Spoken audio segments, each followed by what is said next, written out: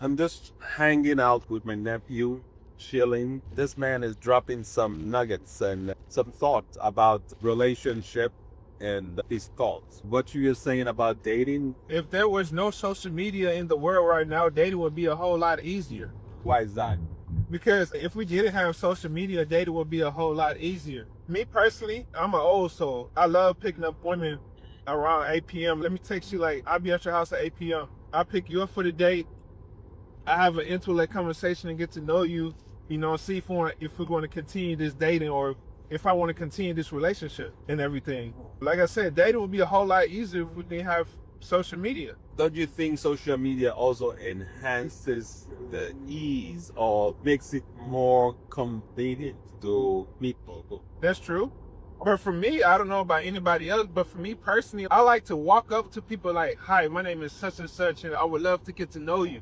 And then if we have social media, people like to put up a facade. People don't like to be their real self online. I want to see how you look in a person. That's my thoughts and opinions on dating. Okay. Let's say you meet somebody new, and what will be your opening line? How would you start with or break the ice, like they say, or start a conversation? For me, like I said, I'm an old soul. I would introduce myself, something simple like, my name is George, it's nice to meet you. And wait till her response is. Just go off of what she says. What about you? Normally, the way I step up to people that I don't know, that I'm meeting for the first time, is I always look for one thing that I can compliment about them. So I look for something complimentary, either their hair, their eyes, their clothing, their shoes, their handbag, their look. And I do stuff like that because I know that people like receiving compliments. If you don't know people from anywhere, one thing I normally do is I smile first, and depending on how they receive the smile, that gives me a lot of information about their mindset, their state of mind, and that kind of always sets up the tone. And yes, So what's the first place to take a woman on a date? the first place for me, I would say there's really no ideal place to take a woman to on a first date. It just goes with the energy, the flow of the energy where we met, first of all. And I think one of the places will be where you can talk, at least to get to know their mindset. So maybe like a restaurant, or it could be a museum. Even for me now, like what I look at, it could be simple things like go to watch the sunset. Somewhere I can at least have a conversation. And when I'm having a conversation, it's all about, I want to know how they think, their value system, how they respond to stimulus effects, how they respond to challenges. And within 5 minutes, I can pretty much have a basic idea of how people think when I'm with people building. How about you? Like you said, I want to go somewhere we can have a conversation. For me, it's all about energy at the end of the day.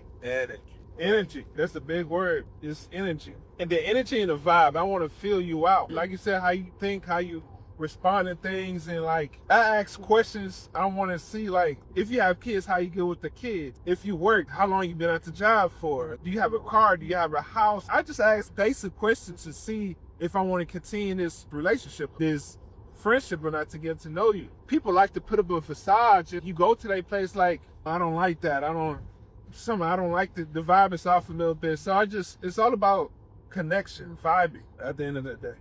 One thing about when you say vibing, connection, because vibing comes from vibration, right? Connection also is about something called frequency. And the frequency and vibration we're talking about has a lot to do with the thought process, because your thoughts control your feelings. Your feelings controls your actions, and your actions produces your result. And this thing I just said now is what we call attitude. Attitude is a composite of your thoughts, feelings, and action. So let's say if somebody says a certain word or talks a certain way, and they probably want to now say, oh, that's not how I really am, I'm just saying this. That's not correct. Whatever you say is how you really are. You might want to sugarcoat it or fake it or say anything, but thought is what is your philosophy. And your philosophy comes from how you think. And how you think is the essence of who you are. So when I'm telling you that even when I talk to people within 5 minutes that I can pretty much get an idea, sense of if they're positive kind of people or negative minded. And when I say positive or negative minded, I mean some people always see a glass as half full or half empty. Right. And the reality is neither one is wrong.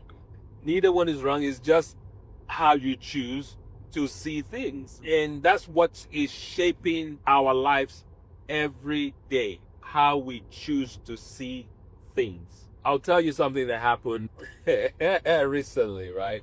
I went to a store. I think it was a Vons. I wanted to use the restroom and I was close to a Vons. So I go there. I found that, you know how the doors that they have a keypad, you have to punch in a keypad to get in. So there was an orange sticker. Immediately I saw the door with the codes to have to punch it in. I turned around to go get one of the staff or to ask them what the code is to get in. It was almost at the point of embarrassment because the staff told me the code is on the yellow sticker on the door. So I go back to the restroom and I see the code right there on the yellow sticker, on actual orange sticker on the door. And you know, the thought that came to me was, wow. So the code was right in front of me, but because I wasn't looking at it, I wasn't paying attention. Immediately I saw the dial pad or the code, whatever the locks to punch in the code. I was just thinking, I have to go get the code. See, but how often do we not pay attention to what's in front of us? I guess the summation, like one of my mentors, Jim Rohn, would say, you only see what you focus on, and your focus determines what, you know what I mean? Another person, I think this was Bob Proctor, would say, we don't see with our eyes what we see through our eyes. Because my eyes was there, I was seeing the yellow sticker, but I wasn't paying attention to the sticker. In my mind, I was thinking there has to be a code and I have to go get the code. But the code was right in front of me. Now, how do you know when somebody's the one for you? How do you know someone is for you? Yeah, a woman is for you. A woman is for you? Yeah. That's easy. That's very easy. I know a woman is for me if they enhance my life.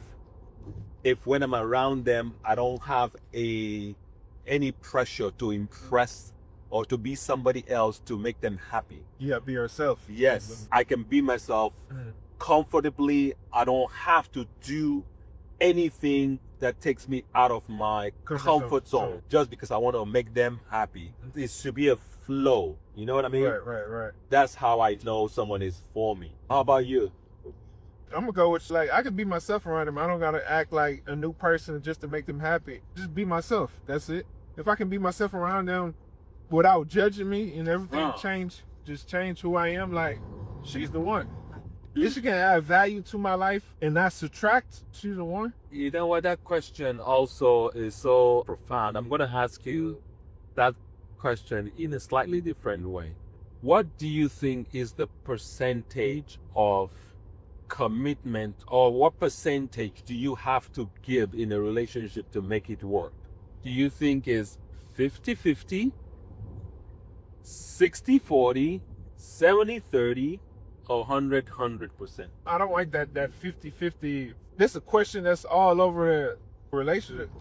Well, let's say if I'm hurt, right? If I can't make him happy, would you break up with me if I can't make you happy, or you would stick by me to encourage me to make you happy?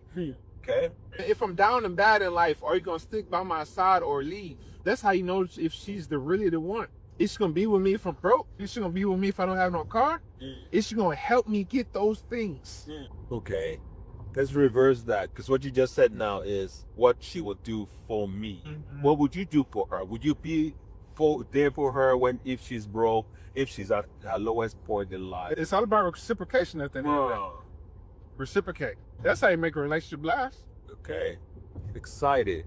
Anyways, it looks like you're ready for your relationship show. You're gonna start a podcast where you give out some nuggets. The sky's the limit. I might need. And the sky's the limit. The sky's the limit. Oh wow. So at this stage of your life now, what would you say? Where are you in terms of The relationships, settling down, having a family, or not having a family. What are your thoughts? I do want to have a family. I'm at the age now, like, I'm ready to settle down because I worked on myself since high school. We had challenges here and there, stuff been taken from us, all that. But at the end of the day, you got to work hard to get what you want. Nothing in life is going to be handed to you. You got to get up every day and grind for it and work for it because the reward is going to be at the end. Just keep on. That's it. Keep on. I mean, I got a car. I got a house. I just want somebody who I can share it with. Okay. And also, the Bible said a man is not designed to be alone. He's going to send him a helper. Who's gonna send him who will help? God is going to help him. I think I was having this talk recently when I was telling someone that God is no more in the business of matchmaking. And you know why? Why is that? Remember when man was in the Garden of Eden and God told man, don't eat of this fruit, this particular fruit of knowledge and life. Is it knowledge and life or knowledge and I think it's wisdom. Wisdom. Yeah, knowledge but some of that. don't eat of this fruit, but every other fruit you can eat out of that fruit, right? But don't eat of this particular one. So when the woman ate of the fruit and gave the fruit to Adam, the man, and then God came and was asking, oh, Eve, what happened? Eve said, the snake made me eat it. The snake made me eat it, right? God said, okay, let's find out from Adam. Adam, where art thou? Adam was hiding, right? Right. So when God found Adam and asked Adam, why did you eat of the fruit, the forbidden fruit, the fruit I told you don't eat out of? What did Adam say? Adam said, the woman you gave me made me eat it. So she blamed the woman. He blamed the woman. The woman blamed the snake. See, right from creation, from the foundation, man has never taken responsibility for things that happen in his life, for the decisions that he makes. He's always looking to blame the woman. Thank you. Yeah. So we've always been pointing to the other person. So God said, if I gave you a woman and now you're blaming me for the woman that I gave you is the one that made you do what I said don't do, okay, hands off. From now on, you go find the woman that you want. I'm no more finding anybody for you. So that's why I say God has gotten out of the business of matchmaking. So he doesn't find anybody for you anymore. You go find the woman that you want. So if things don't work out, who are you going to blame? Yes, yourself. You hold yourself accountable. I think that's the very best life. But do you think a woman should take accountability for their actions as well? I think everybody should take accountability for their action.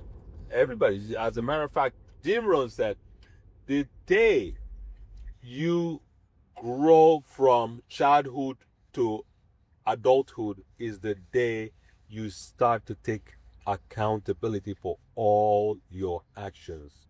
The day you become an adult, the day you go from childhood to adulthood is the day you decide you take responsibility for everything that happens in your life. That's what a wise man said. And I think I agree with that. There's a lot of truth to that. I like that. See, we're going to shut this down and probably continue this talk another time. But I think it's been a great conversation. Yeah, I like it. You enjoyed it? Yeah. Nice. All right, people, you guys stay blessed. And I hope some of the things we talked about has been of immense value to you. Share your thoughts. What do you think? What do you think about some of the things we just talked about? Write it in the comment. I want to know your thoughts. And we'll come back again another time. Peace, love, and blessings.